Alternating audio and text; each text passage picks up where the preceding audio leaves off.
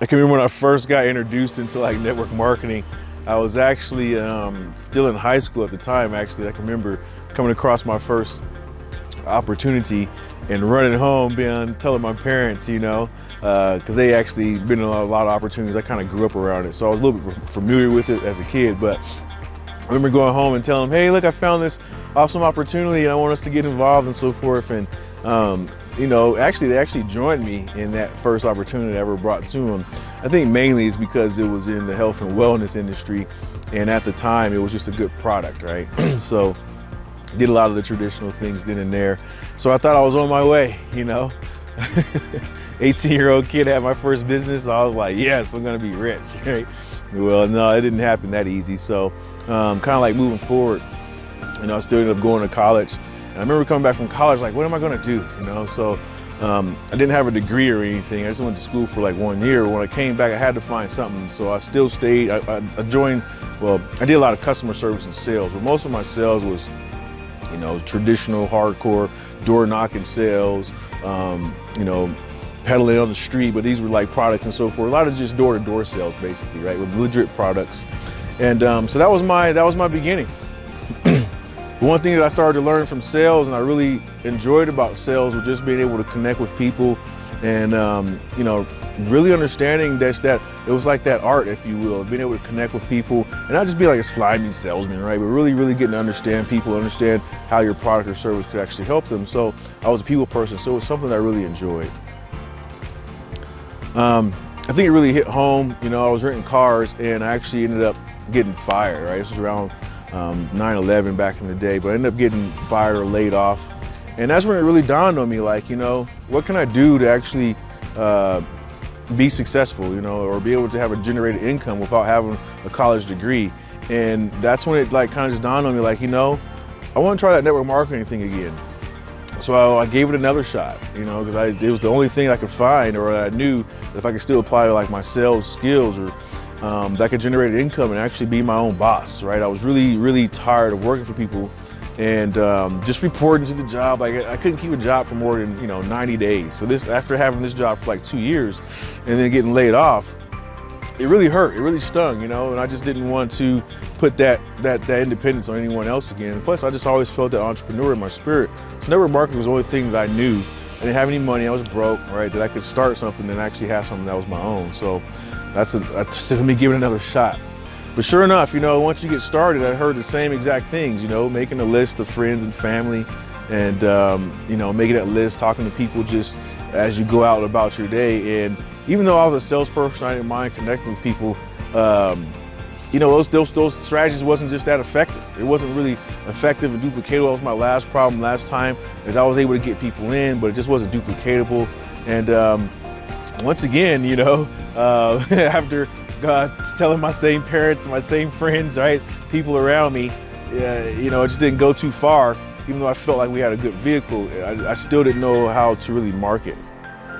So that's what started my journey coming online. I knew that there had to be better ways, and this was around the time where I actually got married, and I've been marketing online for about 3 years. And I got married to my wife, who was actually understood some of these online principles, was never a network marketer, right? Just doesn't even like the model or anything like that, but was supportive.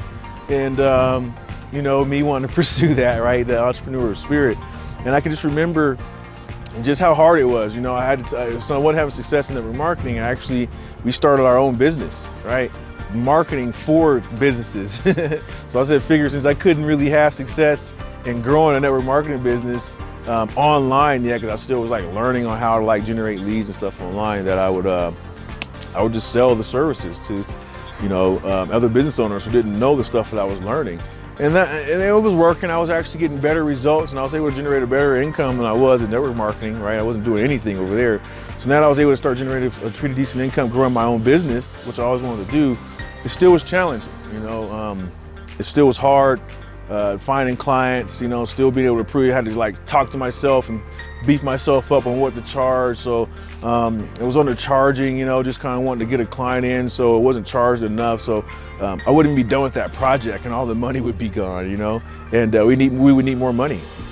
And I can remember one time just coming home, and my wife was just there, and she was actually she was in the piggy bank, you know what I mean? And this piggy bank wasn't full of hundreds or thousands or even ones for that matter.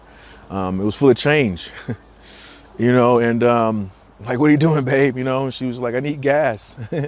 So I can remember being just so broke where, yeah, we actually had to, you know, dive into that real piggy bank, you know what I mean? And it was pretty rare and pretty thin, but it hurts to see your wife counting through pennies and nickels, you know, just to be able to drive the car to go get groceries or to go to a potential business meeting to close a deal or whatnot.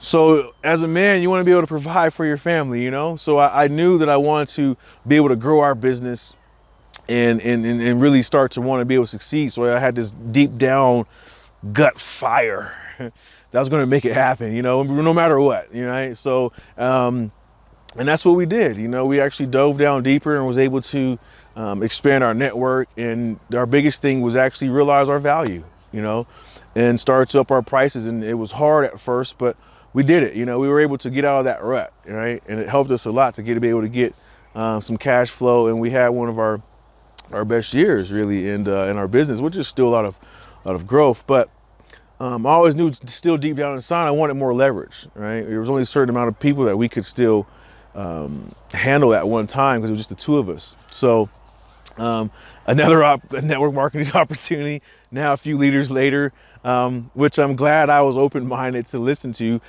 came across my desk, if you will, but I got the phone call again from another good friend.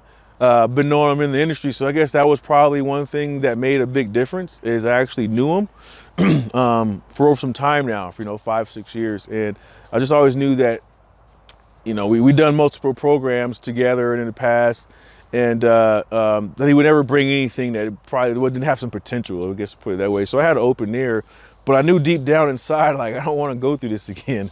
You know, my wife sees me not really have one successful run, so it's like if I do something, that's gotta happen. You know what I mean?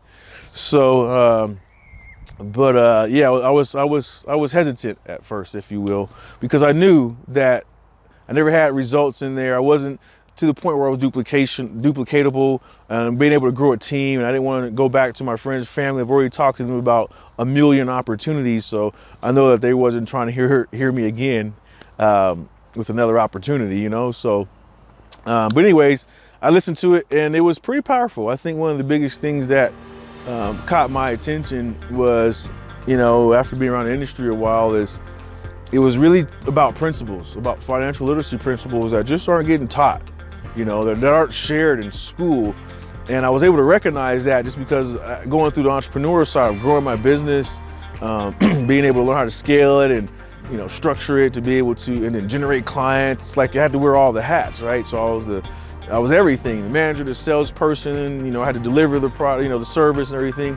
So when you get to see all those different hats, you kind of realize the different things that is required to run a business and grow it. But then on the flip side, you also learn a lot of things from the entrepreneurial journey that's just not taught in school.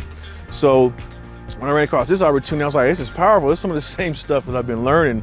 And, you know, as I was growing my business and some of the mindset stuff I was learning from a lot of my mentors and things. So I was like, this is pretty cool. I seen the value once again.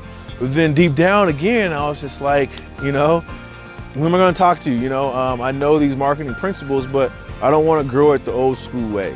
You know, it's not to bash it or whatever, but just talking to friends and family, making a list. That stuff just doesn't work for everybody. Right? It wasn't working for me as well, and I was good at talking to people, but just the whole monotony of it was just very frustrating, let's just say. So I was hesitant, you know, but I knew deep down if I could find a way to have something that was super duplicatable, that anybody could like plug into and get results, regardless of if they were new, you know, intermediate, or been in the industry a long time, that this could be a winner if we could find that particular method. So I did a lot of searching, you know. I knew a lot of resources and a lot of top leader industry people who were really crushing it in network marketing. So I said, what are they doing? So I just started focusing on what they were doing, going through like their funnels and opting in and just seeing what they were doing, right? And there was one common thread that I always noticed when I was looking at all of the top leading industry people in network marketing, that they all had in common, even though they're in different opportunities. And what that common thing was number one is they never were promoting their opportunity up front, right? You didn't never know what they were in. I thought that was interesting. So that was number one. But number two is they all had their own individual funnel. And it was just basically where they were building their own list and get people to opt in, where they were actually talking to them on that about more of maybe what the problem was that their opportunity might have solved, but they used their opportunity as the vehicle, if you will, and they were branding themselves. So I thought that was pretty important. And number two that I've seen is they all had their own personal trainings and stuff in place, and they were giving value to their community, but they wasn't necessarily talking, like I say, about the actual opportunity. So it was a different switch, and this was a common thread across all of them. Really what they would do is on their trainings and so forth, they would just recommend the opportunity, or they would give an opportunity for people to partner up with them for personal coaching. So I just thought that was a common thread that I seen. So I was like, I can do that. You know, I have value, and I know the struggles of what it's like to, you know, do the friends and family, but I still had to figure out how they put the pieces of the puzzle together. So that's what I was really looking at, like what they were saying, but then also how they did it.